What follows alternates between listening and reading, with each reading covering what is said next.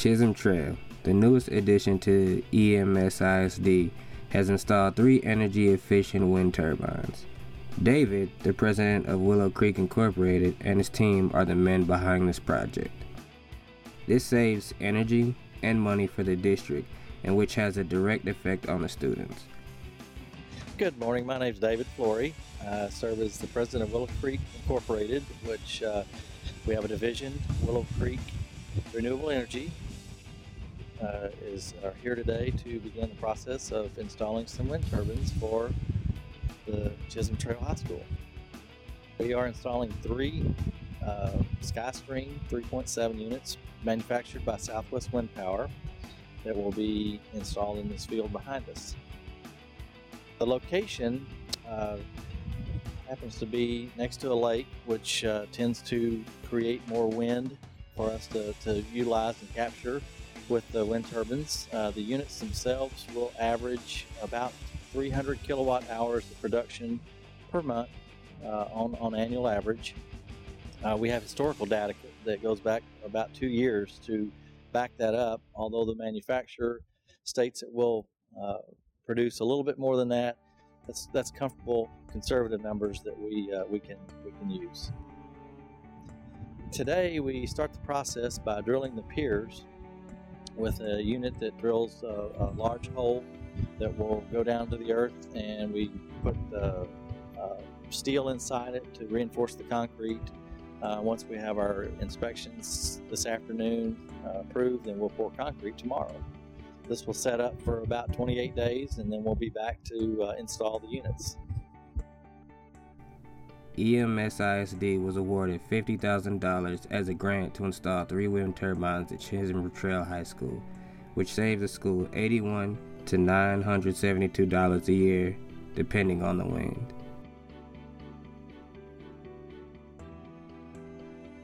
With more money being saved, more money can be spent on education.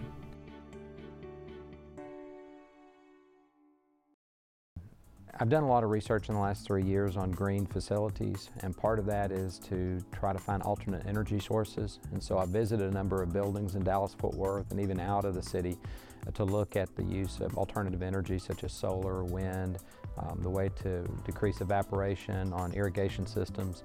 And this specific thing I've seen in a few different applications in Dallas-Fort Worth, including in Irving ISD, where they have what's called a net zero building, where they try to bring in as much energy as they, in terms of alternate sources, as they expend in terms of electricity.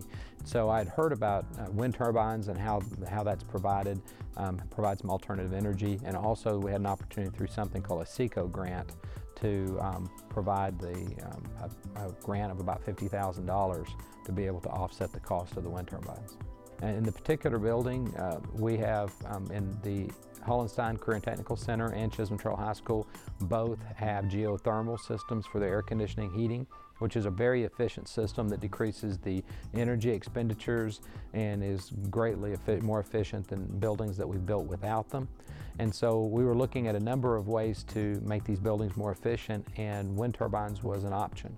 The second was that actually an opportunity through a grant that we could have. And SECO providing a $50,000 grant greatly decreased the cost, and so it made it feasible. You're always looking at something called ROI, or return on investment, and you have to analyze that feature, because if it takes you 20 years to recoup the funds and then you're ready for another wind turbine, then you're really not saving anything. In our case, we're able to have a return on investment in a very short period of time. The third option, and something that we will employ here in our school district, and particularly at Chisholm Trail, is energy education. And so there'll be communication panels in the school in order to demonstrate how much energy is being saved or recouped by the wind turbines. A lot of people are hearing about solar energy and about wind energy. In our immediate area, there's several homes in our area that have wind turbines in more rural areas, and then there's also wind farms in West Texas. And so this is an opportunity for people to learn about that, because renewable energy sources are the future. We actually looked into wind turbines, and we actually looked at solar energy cells. And I think a lot of districts are looking at it. It's more difficult to do as a renovation. It's easier to do when you're because there's a great deal of cost and renovation and retrofit. However, when you're building a building, it's just choices you make as you do it. For example, in Chisholm Trail High School, a lot of people don't realize this, but the great majority of the irrigation is underground. I'm talking about there's no heads, there's no water heads that sprinkle. There actually distributes the water underground. And the purpose for that is a lot of water evaporates before it hits the grass. And so in this way, it's actually watering the grass from underneath, which increasing our potential there for savings significantly. And also all of the water and all the properties for Hollenstein Career Technical Center and Chisholm Trail actually come from a Marine Creek Lake. And so there's a savings there too, because we're not using municipal water in order to water our grass. I think first, there's a lot of programs here that would be near impossible to duplicate at a high school campus. A high school is, in terms of size, be able to have programs as robust as we have here. That would be very difficult. And so I see a great enhancement to our school and also the flexibility in this building. There's a lot of opportunities for future programs. In fact, we're looking at an engineering program for this next school year. And that wouldn't be possible because every square foot of most high schools is allocated to something. In this case, we can alter and change, and we're flexible. And so there's a lot of flexibility in this facility. I think every school district that's building a new facility is assessing if they can reduce the overall energy expenditures. That is, energy expenses has gone up significantly in the last 5 years. And so we're having to look at every way we can save dollars. In addition, school districts have had to cut funding significantly. In this last year, we cut $8.5 million from our budget, even when we added 400 students. And as a result, we have to find ways to be more efficient. And energy is a perfect example because it doesn't mean cutting programs.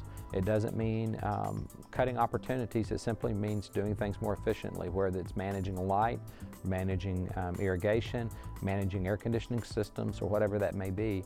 It helps us be a lot more efficient in what we do, which means that dollars stay in the classroom, not in just being used up on air conditioning systems. I think you have to look at every opportunity. In net zero schools that they're developing now, they're very interesting. I think they provide a lot, and those that have implemented those have been successful. You do have to do things differently. You have to really be conscientious about how much electrical usage you use, and that's something that most people probably don't do as easily. You know, they don't do it consciously. We're used to turning on a light and just not worrying about it, but we're having to be more thoughtful about that as we go forward.